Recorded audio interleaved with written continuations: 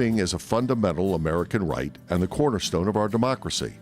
Here in Montgomery County, elections are conducted by the Board of Elections.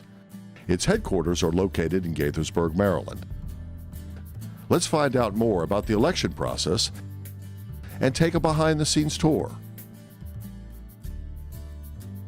The Board of Elections is the agency that is tasked with conducting elections for the voters of Montgomery County. We conduct federal, state, and local elections for the voting population. Sure. Candidates file their candidacy with us. We maintain the voter registration database. We prepare the polling places, maintain all of the voting equipment, prepare the voting maps, the maps of the precincts, et cetera, et cetera. So there's a lot that goes into preparing for Election Day and early voting. We are an agency of Montgomery County government. The employees are merit employees of Montgomery County, but the conduct of the election is mandated by the State Board of Elections, and in Maryland it is a state-centric system. And so all of the policies and procedures, the equipment, all of that is determined by the State Board of Elections. The county government funds us, but the way we conduct an election is not determined by the county. Part of being the Board of Elections is, of course, being bipartisan.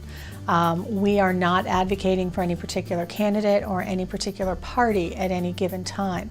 Our sole purpose is to provide information to individuals so that they may register to vote and then know where to vote and how to vote. And so for that reason, it's important that we do maintain separation from the county government to a degree, and for that reason we have a separate website. And so anybody who's interested in finding out information about the Board of Elections can go to our specific website, which is www.777vote.org. At the present time, we have over 700,000 registered voters. We have over 250 polling places, and we have more than 10 early voting centers in the county. And so what we are in a sense doing is we're preparing a party. We've invited these 700,000 more people. We have prepared places for them at 260 some locations, but we don't know how many people are going to show up. And so we don't know how many chicken dinners we have to order, but we have to be prepared if all of the voters show up.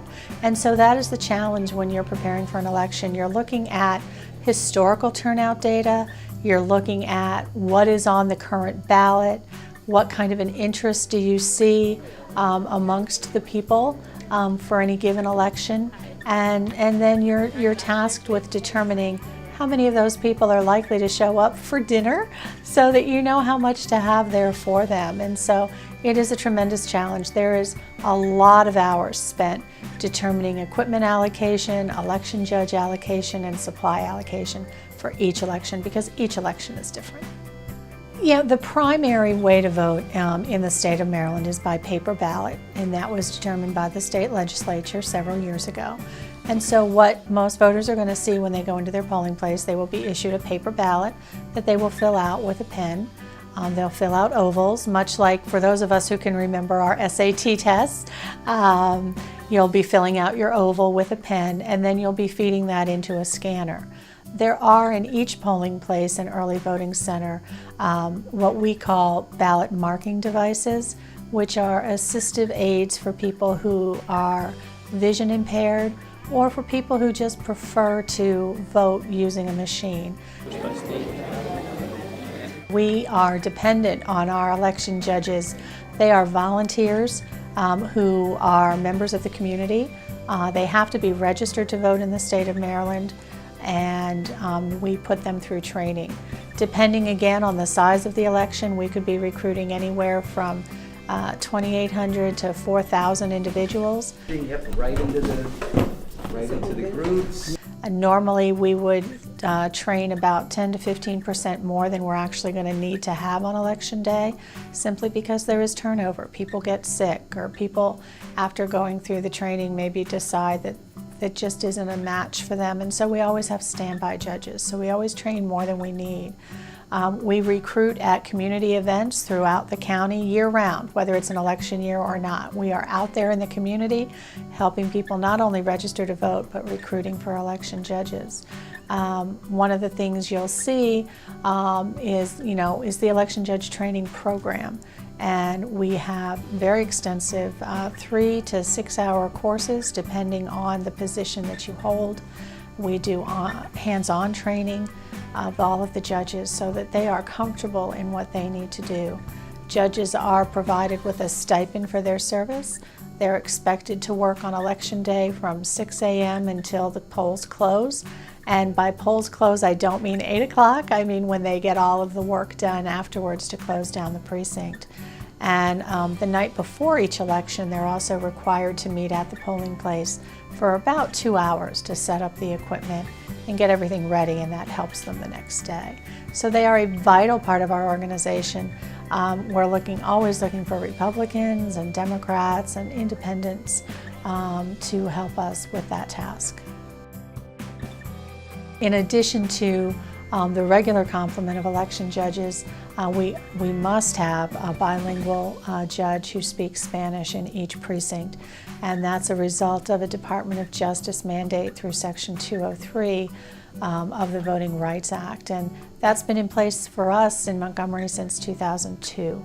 And for individuals who speak a language other than English or Spanish who need assistance, we do have some translated materials to assist individuals, and we also have access to the language line so we can call somebody from the polling place to get help with translation. So regardless of the language you speak, don't let that stop you from coming out to vote. And so let's now go on a tour and let you see what's behind the scenes at the Board of Elections. Right now we're here in the equipment warehouse at the Montgomery County Board of Elections, and we're going to give you just a little brief tour showing you all the equipment that we have and what we're doing to get ready for the election. So what you're looking at right now is one of the scanners that you see in the polling place. We have many hundreds of these. We have 2 in each polling place and 4 to 6 in our early voting centers. And this is once you've completed your voting, you're going to take your paper ballot and you're going to walk it over here to the scanner and you're going to feed it in, and then that's what tabulates your ballot. It's quite an operation actually. We have several pieces of equipment. We have the scanners, we have ballot marking devices, we have the voting booths, we have the electronic poll books. All of these things are prepared per precinct, and they all have precinct tags on them. And so in the week leading up to the election, we are loading trucks through a moving company comes in, and we load everything into the trucks and send it out to the polling places. And in the polling places, it's kept under lock and key in a secure room until such time as the election judges arrive to unload it and set up the room. The blue cartons that you see up on top of the shelving unit are the actual voting booths. They fold up into those containers, and those are what the voters will stand at on election day and during early voting to fill in their ballot. And so those are all up there in storage waiting to be sent out to the polling places. So what you're looking at now is the express poll book, or as I often refer to it as the ballot marking device. And this is utilized in the polling place for voters who need some assistance, who have some visual impairments. They can utilize this with headphones, or voters who would just prefer to vote on a touchscreen unit. That's what this is. This allows you to put in a blank piece of paper into the machine.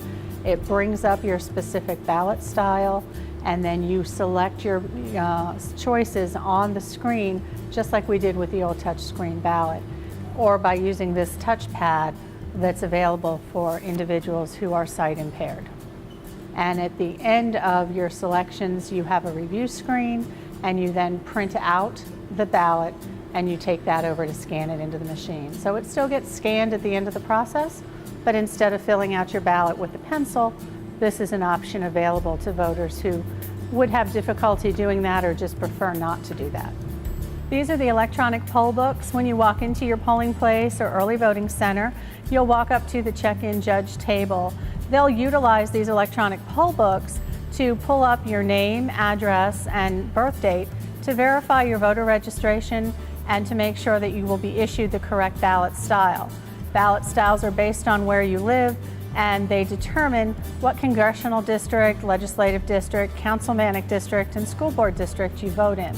And so it's very important to make sure that each voter is issued the correct ballot style. These are in conjunction with the electronic poll books. So when your election judge is checking you in at the poll book, you're giving them your information, they're verifying it, and then they're going to print something out for you. And of course, this is being tested, so there's no live data on this. But basically what this is going to say is this is going to give your name and address and your ballot style and some other information. And this is what you sign to verify that that is you.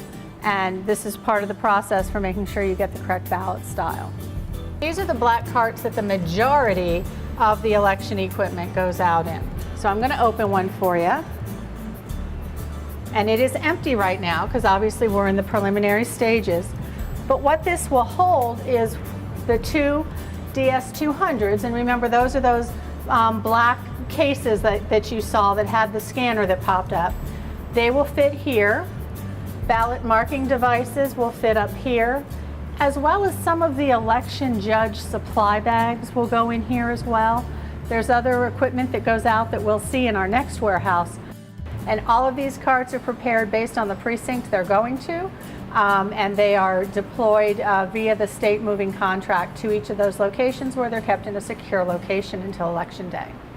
So one of the things with our building is everything is secure, and employees are given badges and they're coded to the specific area of the building that they are to have access to. You are now entering the operations warehouse, and this is where all of the supplies and signage that you find at a polling place come from. So what we're looking at right now are the tables where we package the supplies that go out to the polling places. There are 4, sometimes 5 supply bags that go out with various things in them for the election judges. Everything is packaged based on the size of the precinct. So that means how many registered voters could be at the precinct on Election Day. That determines the quantity of supplies that are packaged. And so that's why you see numbers on the front of the tables. They represent the precinct number and help the staff members know how much they have to prepare for each election. In the 2018 primary election, we're introducing this new ballot carrier cart that will help us transport all of the ballot styles to the early voting centers. It will allow us to transport however many number of ballot styles we need. The shelves are adjustable so that we can have a short amount of ballots, a small quantity, or like here where we have it adjusted so we can have a larger number. Once the ballot goes into the scanner, it drops down and it ends up in one of these blue ballot bins. They are kept locked and secured, and they are a safe and secure transport method to get the voted ballots back to headquarters on election night. The ballots are initially counted on election night, along with ballots cast during early voting.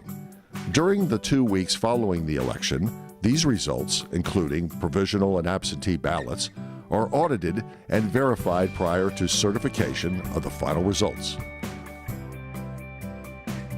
For more information about voting, registration, early voting, absentee voting, volunteering, and the Montgomery County Board of Elections, go to 777vote.org or call the 24-hour information line.